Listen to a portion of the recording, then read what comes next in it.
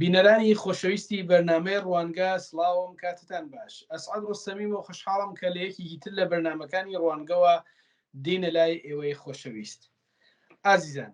بە بەردەوامی و هەموو ڕۆژێ هەمومان گوێمان لێ بێت کە بە تەقەی ڕاستەو خۆی هێزەکانی ڕژیم لە سنوورەکان لە کۆڵبەران و ئەو کەسانەی کە پێیان دەوترێت کۆڵبەر و بۆ بەڕێوچوونی ژیانی خۆیان و بنەماڵەکانیان مەجبور ئەون کە ڕێگایەکی دوور و درێژ و سەخت و تااقەت پڕۆکێن لە گەرمای هاوین و سەرترین سەرمای زستانە بپێون بۆ ئەوەی کە پاروەنانێک ببەنە ناو سفرەی بنەماڵەکانیانەوە گیانیان لەدەست ئەدەن یان بە شێوەیەکی سەخت بریندارە بن. ئەم کەسانە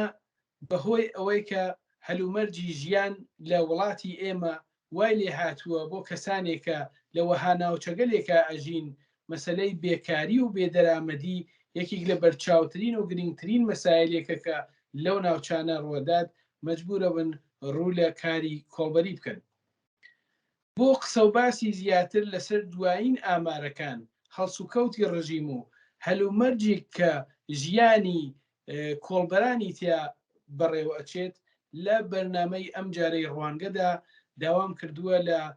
هاوڕێ فەرزادی وەتەندروست ئەندامی دەستەی بەڕێوەبەری کۆڵبەر نیوز کە لەم بەرنامەدا لەگەڵمان بێت و وەڵام بە چەند پرسیارێکمان بداتەوە. بەو هیوایە کە بەرنامەکە جێگای سوود و ڕەزامەندی ئێوەی خۆشەویست بێت و بتوانن سەرنجی پێ بدەن لە درێژەدا سەرنجتان بۆ بینینی ئەم بەرنامەیە ڕاکێشم. هاوڕێ فەرزاد، سەرەتا لەلایەن خۆم و ستافی بەرنامەی ڕوانگەوە بەخێراتن تەکەم بۆ ئەم بەرنامە و پێم خۆشەوەکو یەکەم پرسیار لێت بپرسم کە دەکرێت بەگشتی باسێک لەسەر هەلومەرجی کاری کۆڵبەران لە سنوورە جۆر بە جۆرەکانمان بۆ بکەیت کە بە چ شێوەیەکە؟ زۆر سپاس هاوڕێ ئەسعەد، منی سڵاو و ڕێزم هەیە بۆ بۆ تەواوی بینەرانی عزیزی و خۆشەویستی تەلەڤیزیۆنی کۆمەڵە تیڤی. ئەگەر بین بەگشتی باس لەسەر مەسایلی کۆڵبەران بکەین و چ لە پێشتر و چ لە ئیسێدا کامەڵان شەرایەتەکە زۆر جیاوازە. پێشتر بەو دەلیلە لە چەند ساڵی ڕابردوودا سنوورەکان زیاتر باس بوو و ئیستا سنوورەکان بە زۆربەی سنوورەکان لە مەرجەکانە بەسراوە، زۆربەی خەڵک بێکار بوون و باوجود ئەویشە کە ئیستا شەرایەت و وەزعیەتی کاری کۆڵبەری چەند بەرابەر سەختتر بووەتەوە. بۆ پێشتر ئەگەر کۆڵبەرێک 2 سەعات 3 سەعاتی پێدەچوو بۆ مەرز ئەگەڕاوە، بەڵام ئیستا زیاتر لە 24 سەعات 12 سەعاتیان پێدەچێت بۆ ڕەفت و بەرگەشت. ئەویش لە حاڵێکدا ئەگەر نەکەونەکەبین، ئەگەر تەقەیان لێ نەکەن. هەر ئیستا بە تایبەتی مەرزی نەوسوود مەرزی بانەکە بازە و ئێمە مستەقیمەن لەگەڵ خودی کۆڵبەرانە لە ئرتباطین و قسە دەکەین. کۆڵبەرمان بووە تەنانەت 48 سەعات لەسەر سنوورەکانە کەوتونەتە کەمیل، ناچاریش بوون تەنانەت بە خاڵی بگەڕێنەوە. ینی وەزعیەتی ژیانی کۆڵبەران بێحەد سەختەوە بووەتەوە. یەک شتی تریش لێرە هەیە لەسەر کرێی کۆڵبەران. پێشتر ئەگەر کۆڵبەرەکان لە چەند مانگی ڕابردوودا کە دەچوون بۆ مەرز، کرێی کۆڵەکانیان 600 تا 700 هەزار بوو. لە مەرزی نەوسوودا لە مابەینی 2 ڕۆژ یەکجار دەچوون بۆ مەرز، بەڵام لە 3 ڕۆژ بەن لە سەری ساڵ هەتا وەکو ئێستا سپای پاسداران لەسەر سنوورەکانی نەوسوودا چادری هەڵداوە، کۆڵبەران کەمتر دەچون بۆ مەرز. یعنی کرێی کۆڵەکانیشیان ئیستا بووە بە 800 هەزار. لەم 800 هەزار کرێی کۆڵە لە حاڵێکدایە ئەویش ئەگەر بە خاڵی پێشتر لە قسەکانیش ئیشارەم پێکرد، ئەگەر بە خاڵی نەگەڕێنەوە، ئەگەر بتوانن بە سلامەت بگەڕێنەوە 800 هەزار تمەن کرێی کۆڵەکانیانە. کیلۆی کۆڵەکانیشیان مابینی 30 تا 40 کیلۆیە و لەم 800 هەزارە 150 هەزاری ئەبێ بدەن بە کرێی ماشین. بەشێکیان لە شارەکانی تۆ ڕوو دەکەن لە مەرزی نەوسوود، بەشێکیان لە شارەکانە ماڵیان کردووە بە کرێها، وە کرێی ماڵ لە شارە مەرزیەکانە بێحەد لەسەرەوە. ینی ئیستا کۆڵبەر هەیە کە ئێمە قسەمان لەگەڵا کردووە لە 3 ڕۆژ بەن لەسەر ساڵەوە هەتا وەکوونە ئیستا نەچووە بۆ مەرز و ناچار بەوە بووە تەنانەت وەسایلی ناوماڵەکەی خۆی بفرۆشێت بۆ تەئەمینی ژیانی خۆی. مەرزی بانەیش کە بەشێکی بازە ئەوی زۆر بە کەمیە مەرزی ئورومیش ئەویش بەشێ لە مەرزەکەی بازە بەداخەوە ئەوەش دەوێت تووشی گرفتایەکی جدی بوون و بە تایبەتی مەرزی سەردەشتیش کە بە تەواوەتی کنترۆل کراوە دواتر لە قسەکانە دەچینە سەری. بەڵێ ئەڕە فەرزاد ئێوە ماوەیەک لەمە پێش مەجموعەی ئامارتان لەسەر کوژرا و بریندارانی تەقەی ڕاستەوخۆی هێزەکانی ڕژیم لە کۆڵبەران بڵاو کرد کە ئەگەر بۆت بکرێت شارێک بۆ ئامارانە بکەیت کە تۆزێک ڕوونترە و بێت بۆمان. بەڵێ ئەگەر ئیجازەم پێ بدەن من ئاماری 10 ساڵی ڕابردووی کوژران و برینداربوونی کۆڵبەران بۆ ئێوە بینەرانی ئازیزتان بخەمەڕۆ لە توی 10 ساڵی ڕابردووە هەتاوەکوونەی 1688 کۆڵبەر کوژراوە و بریندار بووە 559 کۆڵبەر بەداخەوە گیانیان لەدەستداوە. ئاماری یەک ساڵی ڕابردوو 225 کۆڵبەر کوژراوە و بریندار بووە 49 کۆڵبەریان بە تەقەی ڕاستەوخۆی هێزەکانی ڕژیم گیانیان لەدەستداوە 112 کۆڵبەریشیان بە تەقەی ڕاستەوخۆی هێزەکانی ڕژیم بریندار بووە. لە چەند ڕۆژی ڕابردوودا ئامارەکان بۆ ئێمە وەکو کۆڵبەرنویست جێی نیگەرانیە. ئەویش ئەوەیە لە توولی لە مانگێک بوو 2 ڕۆژایە لە سەرەتای ساڵی ئەم ساڵەوە 51 کۆڵبەر کوژراوە و بریندار بوو کە بەداخەوە 4 کۆڵبەریان گیانیان لەدەستداوە 3 کۆڵبەریان بە تەقەی ڕاستەوخۆی هێزەکانی ڕژیم گیان لەدەستداوە و کۆڵبەرێکیشیان بریندار بووە. بۆچی ئەم ئامارە بۆ ئێمە جێی نیگەرانیە؟ لە حاڵەتێکە ئەمەڕۆدا شەو بووە 13 کۆڵبەر بە یەکجار بریندار بووە کە ئێمە ناوی 10 کۆڵبەریمان بەدەستگەشتەوە خەبەرەکانیمان پەخشەوە کردەوە. هەتەنانەت دوێکە لەسەر سنوورەکانی نەوسوودا تەقە لە کۆڵبەران دەکەن 8 کۆڵبەر بریندار دەبێت. یەک شتی تریژی کە جێی نیگەرانیە بۆ ئێمە ئەویش ئەوەیە سوپای پاسەران کە سنوورەکانی گرتووە بەرد لێر دەکاتەوە بەسەر کۆڵبەرانە دەستێ لە کۆڵبەران کە تەقەیان لێ دەکەن بەردیش لێر دەکەنەوە بەسەر کۆڵبەرانە بۆ کۆڵبەران زیاتر بریندار بن وە لێرەشدا لە ئەسلحەیەکی ساچمەیی ئیسفادە دەکەن بۆ ئەوەیە کە زیاتر کۆڵبەران بگرن لە ئامانج و برینداریان بکەن و هەر لە دوێکە کە ئێمە بۆ لە خەبەرەکانەکە بەدەستمان گەشتووە 2 کۆڵبەریان بەهۆی لێدان و ئەشکەنجەوە دەستیان شکاوە بەردیان لێداون شکەنجیان کردوون. هەر تازەگی ئێمە ویدۆیە بەدەست ئێمە گەشتووە کە دواتر دەخێنە ڕوو بۆ ئەخێنە بەردەست بۆ بینەرانی ئازیز کە کۆڵبەرێک دەگرن بە شێوازێکی وەحشیانە و دڕندانە لەگەڵ ئەم کۆڵبەرانە ڕەفتار دەکەن. لە حاڵەتێکی شەعبەیە جمهوری ئیسلامی بۆ خۆی دەڵێت لە سایتەکانی خۆیان ڕسمی بڵاوی دەکاتەوە گوایە لە مەرجی نەوسوودا بارهایەکی ئەسلحەی گرتووە. ئەمە دوورە لە ڕاستی ئەمە سایتەکانی ڕژیمە بڵاو دەکاتەوە بۆەوەی زیاتر سنوورەکان کنترۆل بکاوە زیاتر دەستی ئاوەڵە بێ بۆ ئەوەی کە زیاتر بتوانن تەقەی لە کۆڵبەران بکەن. ئەوەش ئەوەیە کە لە خەبەرێکا بڵاوی دەکەنەوە چەندها قەبزە کلاشینکۆف و کۆڵت گیراوە کۆڵبەرێک کە تەنها منبع دەرامەدی لەسەر سنوورەکانە کاری کۆڵبەریە ئەگەر یەک ڕۆژ لەشێ بۆ مەرز پیایە دیاری دەدا هەر لەم مانگەدا ئەگەر مەرزەکەی مەرجی نەوسوو زیاتر کنترۆل کراوە ئەگەر پشی لەگەڵ کۆڵبەران قسە بکەی ناچار بەوە کران وەسایلی ناوماڵەکانی ئەخریگەن دەفرۆشن. کۆڵبەری ئەگەر چەندها ملیارد تمەن پولی بێت چۆن دەیدا بە ئەسلحە بچێت لەسەر سنوورەکانە بێنێتەوە. بۆی ئەمە دوورە لە ڕاستی ئەمە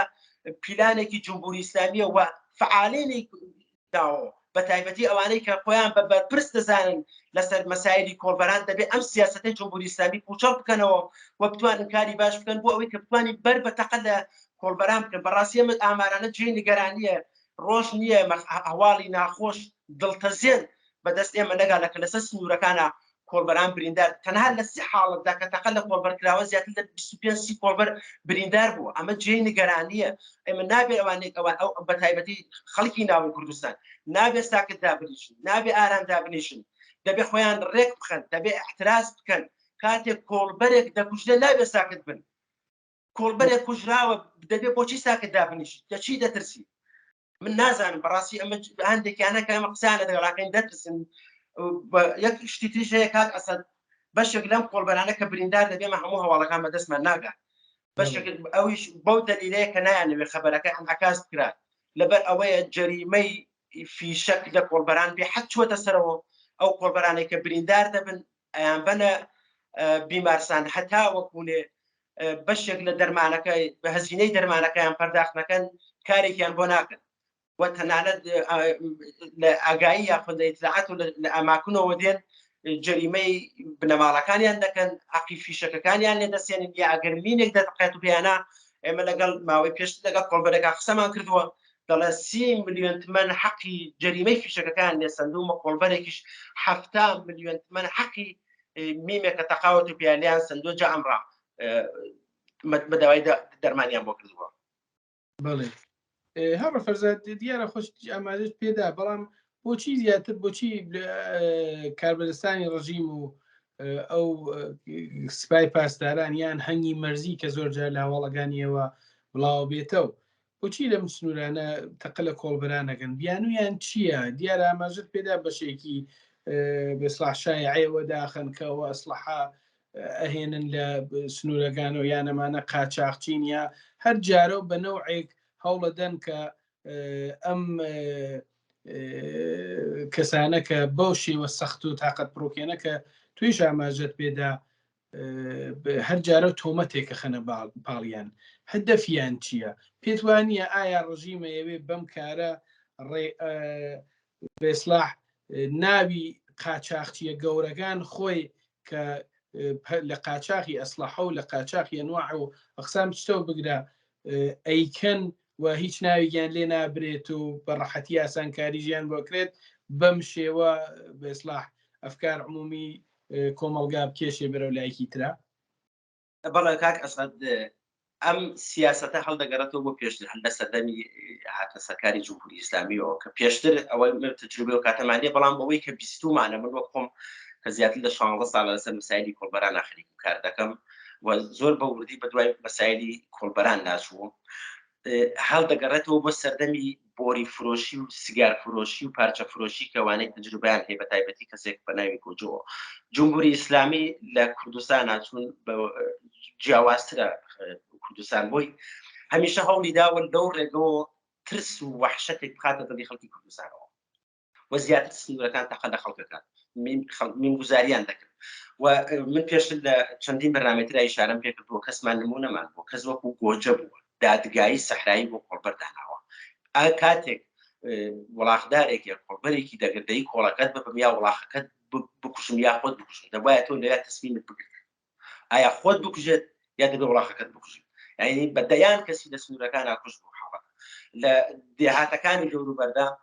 هەر کاتێک کە کۆڵبەرێک لە سنوورەکان دەپەڕانەوە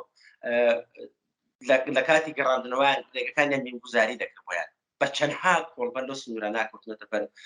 مین و بەداخۆ لاخیان لە دەستداوە یا گیانیان بەخت کردووە لە زۆر کات هەیە بۆ ئەوەیە احتمالاً لە نزیکی شارە تەقە لە کۆڵبەرانێک دەکات بە بەهانەی ئەوەی کە گوایە ئەمانە کۆڵبەر و کاری قاچاق دەکەن نمونەمان زۆر بووە لە حد لە چەند کیلومتری مەریوانە لە 200 کیلومتری مەریوانە تەقە لە کەس کراوە کوژاوە لە ئەوانەی کە هاتوچی مەریوانیان کردوە دەزانن کە سرێبای چەندها 25 کیلومتر لە مەرسدوورە لە سرێبارە تەقەیان لە کۆڵبەر لە کەس کردووە بە بەهانەی ئەوە کە کاری قاچاقەکە باری هاتێکە هیچ کاڵایەکی پێ نەبووە بەداخۆ من ناوی هەمویانم بیر نەماوە بەڵام ناوی کەسێکم بیرماوە بە ناوی شەوکەتەوە کە قاتەنوکاع بووە کەسێکی تر کە خەڵکی ئاوایی باشماخ بوو بەداخۆ ناوی بیر نەماوە ئەویش لە بازیدەکەی سرێباردا لا تەقەیدێ دەکەن دەیکوشن ئەمە بە بەهانەهایەکی ئەوەیە کە گەرەکیانە ترس و وحشەتی خەنە ناو دڵی خەڵک وەتەنانە لە ناو شارە تەقەیان لە کەس کردووە کەسیان کوشتووە بە خەلاڵ و هاوڕێکەیان کوشت بە بەهانەی وەکە گوایگەری خەریکن ئەسلحەیان پێ یا کاری قاچاقەکەن لە حاڵەتێک ئەمانە هیچ نوع ئەسلحەیەکیان پێ نییە خودی جمهوری ئیسلامی بۆ ئەوەی کە کارەکانی خۆی جەنایەتەکانی خۆی بشارێتەوە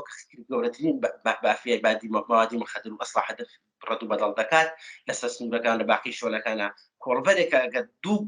گاڵن گازرایلی دەبردە مەرزەکە تەقەی لێ دەکرد بەڵام خۆی ڕۆژانە بە هەزاران کامیۆن گازرایل و باری قاچاق لە سنوورەکان خەریکە ڕەت و بەدڵ دەکات هەریس لە چەندها ویدۆدا چ لە سیستان و بەلوچستانەوە چ لە مەناطقی مەرزی باشماخ و بانە و باقی شۆلەکان دەستی کۆڵبەرنووس کەوتووە و ئەمە جمهوری ئیسلامی بەم کارەی گەرەکێتی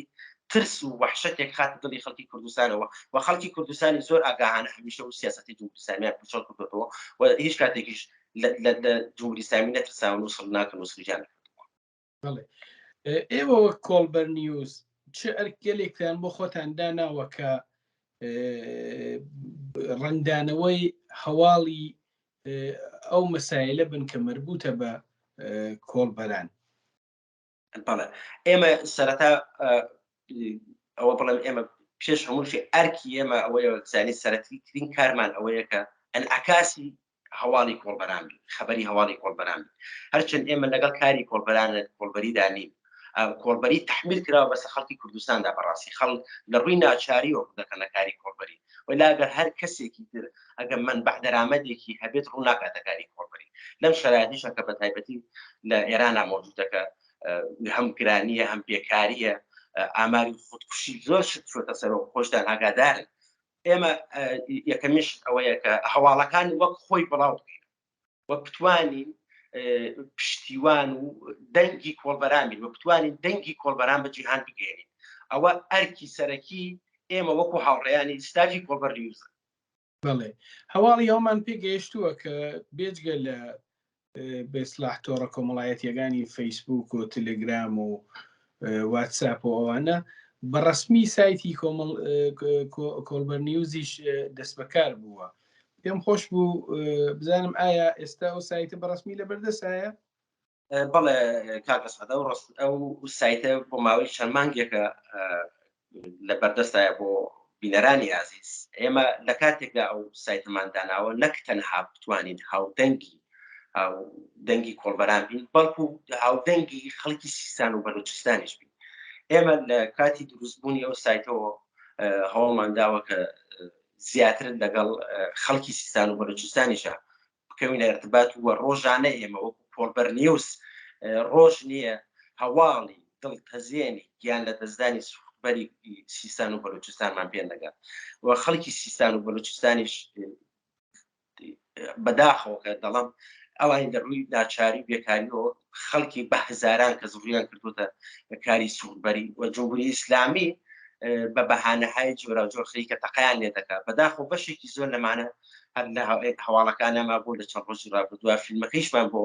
بینەرانی ئازیز خسوەتە بەردەست، بەشێک لەم کەسانە ناو ماشینەکانە دەسووتێن بە تەواوەتی. ئێمە هەوڵمان داوە لە کاتی دروستبوونی ئەو سایتەوە هەم هاودەنگ خەڵکی کۆڵبەران بین لە کوردستانە و هاودەنگی خەڵکی سیستان و بەلوچستان بین، چون هەردووکیان هاوچارە نووسن بەڕاستی. هەردوو کارەکە تحمیل کراوە بەسەر خەڵکی هەم سیستان و بەلوچستان و هەم خەڵکی کۆڵبەر لە کوردستاندا. بەڵێ هاوڕە فەرزاد قسەتان بۆ چالاکانی کاری کۆڵبەران کە دەیانەوێت پەیوەندیتان پێوە بکەن چییە؟ پێتان وایە ڕێگاکانی هاوکاری لەگەڵ کۆڵبەر نیوز چییەوە لە چه ڕێگەیەکەوە توانن پەیوەندی بێەوە بکەن؟ بەڵێ ئێمە ئەو شۆنانەی کە بتوانن کە پەیوەندی لەگەڵ ئێمە بکەن وەکو سایتەکان و لە تەلەگرام و فەیسبوک و باخ سایتەکەمە هەمومان خسووتە بەردەست بۆ ئەو کەسانێک کە پێیان خۆشن لەو زەمینەوە کە هاوکاری ئێمە بن، دەتوانن هەواڵەکانمان بۆ بدێرن، خەبەرەکانمان بۆ بدێرن و هەمزەمانیش لەگەڵمان نابن. ئەگەر پێشتر لە قسەکانە ئیشارەم پێکرد ئەگەر کۆڵبەرێکت دەکوژرێت ساکتدا نەنیشن، ئارامدا نەنیشن. هەر لە چەند ڕۆژی دابردووە ئەمە کۆڵبەرێک لە مەرسی نەوسوودا کوژرا، جەنازەکەیان برد بۆ کرماشان، دوای زیاتر لە 48 ساعت جەنازەکەیان تەحویلی بنەماڵەکەی داوە. ئەویش لە حاڵێکدا بۆچیە؟ چونکە تعاودیان سندووە لە تەکتەکی ئەعزای ئەم خانەوادە کە هیچ نوع اعترازێک و خۆپیشاندانێک نەکرد. یعنی جمهوری ئیسلامی کە جەنایەتێکی ئاواژ دەکات لە اعتراز و یەکدەنگی خەڵکی کوردستانیش بەڕاستی دەترسێت لەوەی کە خەڵک خۆپیشاندان بکات، دەترسێت لەوەی کە اعتراز بکات. بە بڕوای من فعالینی ناوە نابێ ئارامدا بنیشن. دوکاندارەکانی شارەکان لەگەڵ خەڵکی کۆڵبەرانە هەمیشە یەکدەنگ بووە. ئێمە نمونەمان زۆر بۆچ لە بانە لە باقی شارەکاندا بە چەند ڕۆژ احتساب کراوە، لە بانە بە مانگ احتراز احتساب کراوە، لە شارێ وەک مەریوانە بە 5 ڕۆژ احتسابی عمومی کراوە، بە 18,000 کەس بۆ پشتیوانی لە خەڵکی کۆڵبەران هاتنەتە خیابان. کاتێ وریا کوژرا ڕۆژ و نیوەک احتسابی بۆ کراوە لە شارێکە. یعنی ئەمانە دەتوانێت جوابگوی ئەو شتە بێت کە بەر بە جەنایەتەکانی جمهوری ئیسلامی بکرێەوە، چونکە جمهوری ئیسلامیش لە هەر نوع فعالیەتێک دەترسێت. چەند ڕۆژی ڕابردوو لە سەردەشتا کۆڵبەرێک بەداخەوە بە هیچ کاڵایەکی پێ نەبووە، هیچ بارێکی پێ نەبووە، بە دڕندانەترین شێوە کوشتیانە. جەنازەکەیشیان زۆر کاتەم جەنازە ئەم کۆڵبەرانە کاک ئەسعەد کاتێک کە دەیانکوژن پازگا بە پازگا دەیانگەڕێن ئەو کەسانەی کە بریندار دەبن پازگا بە پازگا دەیانگەڕێنن کەسمان بووە بۆ کەسێک بە ناوی وریاوە وریا داسێرانی پێش لە دوو بەرنامەی ئیشارەم پێکرد کە لە دەشتی نەوان لە مەریوانە تەقەی لێ دەکەن دواتر پایەک لە پازگای باشما خۆ دەیبن بۆ چەند بە پازگای دەیبەنە بە دەڕەشە دەیبەنە پازگای خاو میراوە دەیبەنە سەر سنوورەکان لە آخر ناو ماشینەکان شتێکی پێوەرن دەیکوژن و بە وەحشیانەترین شێوە جەنازەکەی دێنە بیمارستانەکە فڕێدەن و ئەڕۆن یعنی ناشن تەنانەت جەنازەکەیشی تەحویل بدەن و ئەگەر یەکەمین کاریشیان ئەوەیە کە بنەماڵەکە نەوەکتی لە پێش ئیشارەم پێکرد ئەوڵین کاریان ئەوەیە کە کەسانی نزیکی ئەم بنەماڵە باڵەکەن بە ناوی ئەو جەنازەکان دێرە دەنەوە گوایە دەیان بنە پزیشکان خۆ کۆڵبەرێکە بە تەقی ڕاستەوخۆ کوژراوێت معلومە جمهوری ئیسلامی جەنایەتێکی وای کردووە ئەمە بۆ بەهانەی ئەوەیە کە وەختێکی زیاتری هەبێت تەعاون لە بنەماڵەکانیان بسێنێن کە هیچ نوع اعتراضێک و خۆپیشاندانێک نەکەوە بنەماڵەکانیش بەڕاستی دەترسن زۆری بەشێکی لە بەڕاستی لە کۆڵبەران دەترسن بەڵام من بە بڕای من نابێت فعالین لەناوە بترسن دەبێت بێنە سەر خیابان دەبێت اعتراض بکەن دەبێت خۆپیشاندان بکەن بەتایبەتی لە مەرزی نەسوودا لە چەند ڕۆژی ڕابردوودا ئەمە کارەساتێکە خەڵک کە 11 کۆڵبەر لە یەک شەودا بریندار دەبێت کە وتم پێشتر من ناوی 10 کۆڵبەرمان بەدەستگەیشتووە ئێمە خەبەری 10 کۆڵبەرمان بڵاو کردەوە خەڵک نابێ ئارامدان بێژن ئەوەت جمهوری ئیسلامی بە عەلەنی گەرەێکی ترس و وەحشەتی خاتە دڵی خەڵکی کوردستانەوە خەڵکی کوردستان قەتڵعام بکات بە بەهانەیەوە کە خەریکە سنوورەکان کۆنتڕۆڵ دەکات و سپاس تەواو سنوورەکانی گرتووە و بەشێکی زۆر لە مەرزەکانی وەک مەریوان کە هەیە کاک ئەسەد بڕوا ناکەن لە مانگەکە 50 کۆڵبەر لە مەرزی مەریوانە هاتوچوو بکات تەواو سنوورەکانیان گرتووە و سیمخاڵداریان کێشاوە دیواریان لێداوە بورجێکێک هەر لە مابینی 500 میتر بورجێکێکیان لێداوە دووربینی حرارەتیان لێداوە لە سنوورەکانە و تەقەن لە ئەگەر کۆڵبەرێکەکە نزیکی و مەناتقی شەو بکەوە تەنانەت تەقەی لێ دەکەن زۆر کات هەیە شوانێکەگەر حیوانەکەی نزیکە سنوورە دەکەێتەوە ئێمە بوومانەکە کۆڵبەر بەخشە شوان کوژراوە بە بەهانەیەوە کە گواوە نزیکی سنوور بۆتەوە ئەوە جێ داخەوە بە دووبارەی دەکەمەوە من داوا دەکەم لێرەوە کە ئەو کەسانەی کە ئەحساس بە مەسئولیت دەکەن لە خەباری کاری کۆڵبەراندا نابێت ساکەدا بنیشن لە بەرامبەر ئەو جەنایەتی جمهوری ئیسلامی بڵێ هاوڕێ فەرزاد بیستم کۆمەڵێک چەند کەسێ لە کۆڵبەران کە ئەسڵان بێسەروشێنن هەتاکو ئێستا کەس نازانی چیان بەسەراتووە ئایا ماون نازانم گیراون ئەوە ئێوە زانیاریتان لەو بارە چییە؟ بەڵێ ئەوە تقریبا 101 ڕۆژ پێش ئیستا سێ کۆڵبەر لە منزی ئورومیە کاتە بەفر دەباری بەداخەوە ژێر بەفرۆ هەتا وەکوونە ئیستا ئەو سێ کۆڵبەرە بێسەروشێنن و جمهوری ئیسلامی تا ئیسێ هیچ کارێکی نەکردەوە بۆ دۆزینەوەی تەرمەکانیان فعالینی ناوە کەسانێک دوێکەمە هەواڵمان بەدەست گەشتووە کە چەندها کەس دوێکە دووبارە چوون بە ناومیدی گەڕاونەتە دواوە ئەمە دڵتەزێنە بەڕاستی هەم بۆ بنەماڵەکانیان ئەمەوەی کە چارەنووسی سێ کەس بێسەروشێنە ئەو سێ کۆڵبەرە هەتاوەکو نیسێ هیچ خەبەرێکیان لێنیەوە هیچ نێکیان لە بەردەستانی ئەوە جێداخە بەڕاستی بەداخەوە هاوڕێ فەرزاد زۆر سپاس دەکەم بۆیە کە وەڵامی ئەو پرسیارانەی منت داوە لەم بەرنامە پێم خۆش ئەگەر لە کۆتاییە مەسەلەی کەسیان باسێک کەس کە خۆت پێت باش بێ ئشارەی پێ بکەی بیفەرمووی گینا من پرسیارێکە بنەمەوە زۆر سپاس کاک ئەسەدیان تەنهاوە دەڵم من بەڕاستی لە نەک لە بەرنامێکی ئاوایە لە دەیان بەرنامێکی ئاوایە ناتوانم قسەی دڵی منداڵێک بکەم کە دیۆکە چەند ڕۆژی ڕابردووە وێنەکەی پەخشەوە بۆتەوە لەسەر دڵکۆی باوکیە من ناتوانم قسەی ئەو دایکە بکەم دڵی ئەو دایکە بکەم کە جەرگی سوتاوە من ناتوانم قسەی ئەو دایکەی بکەم کە منداڵەکانی بەدەستی هاتی کەوتووە بە جمهوری ئیسلامی تەقەی کردو لیان و ناناوەری خانەوادەکەی کوشتووە من هیوادارم لەم بەرنامەیە توانی بێتم گۆشەیەکی چکۆلە لە وەعزیەت و ژیانی کۆڵبەران باس بکەم من دووبارە دەڵم بەڕاستی من ناتوانم قسەی دڵی ئەو بنەماڵانە بکەم کە ئازیزانیان لەو ڕێگا بۆ پیابوونی تیکێنان لەدەستاوە زۆر سپاس بۆم دەرفەتە و سپاس بۆ ئێوەش بەڵێ زۆر سپاس بۆی هاوڕێ فەرزاد کە کاتی خۆت نییە اختیار بەرنامەی ڕوانگە دیسان سپاس دەکەم لەلایەن خۆم و بە هاوڕێیانم لە ستافی بەرنامەی ڕوانگە و بۆ بەشداریت لە ئەم بەرنامەیەدا بەڵێ بینەرانی خۆشەویستی بەرنامەی ڕوانگە ئەوەی کە پێشکەشتان کرا قسە و باسێک بوو لەگەڵ هاوڕێ فەرزادی وەتەندروست ئەندامی دەستەی بەڕێوەبەری کۆڵبەر نیوز سەبارەت بە دوایین هەواڵ و هەلومەرج و وەزعیەتی کۆڵبەران و دوایین ئامارەکان لەسەر گیان لەدەستان و برینداربوونی کۆڵبەران کە بە تەقەی ڕاستەوخۆی هێزەکانی ڕژیم لە سنوورەکان پێکراون. بەو هیوایەکە ئەم بەرنامەیە جێگەی سوود و ڕەزامەندی ئێوەی خۆشەویست بوو بێت و هەروەها لە کۆتایی ئەم بەرنامەیە ئادرستی سایت و ئەو شوێنانەی کە ئەتوانن پەیوەندی بکەن بە کۆڵبەر نیوزە و هاوکارانم بەدڵنیایەوە دایەنن و ئەیبینن و ڕێگەی پەیوەندیگرتن بە سایتی کۆڵبەر نیوز و هەروەها بینینی ئەو هەواڵانەی کە تایبەتە بە کۆڵبەران لە ڕێگەی ئەو سایت و ئادرسانەوە کە لە کۆتایی بەرنامەکە دایاندێت بەدڵنیایەوە ئەیبینن. دیسان سپاسانەکەم کە ئێوەش تا ئێستا هاوڕێ ڕوانگە بوون و تا ڕوانگەیەکی تر کاتێکی شات.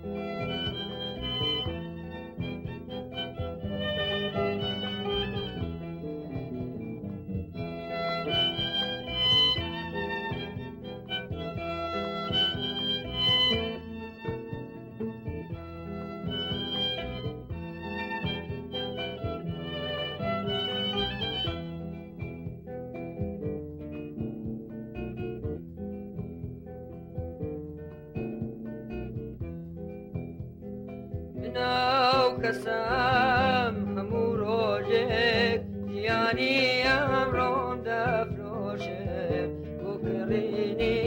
نانی سبەی بۆ کڕینی نانی سبەی ئەمڕۆژ دیسان هاتوومە دەر هەژین هەژین ئەمڕۆژ دیسان هاتوومە دەر هەژین هەژین گیانی ئەمڕۆم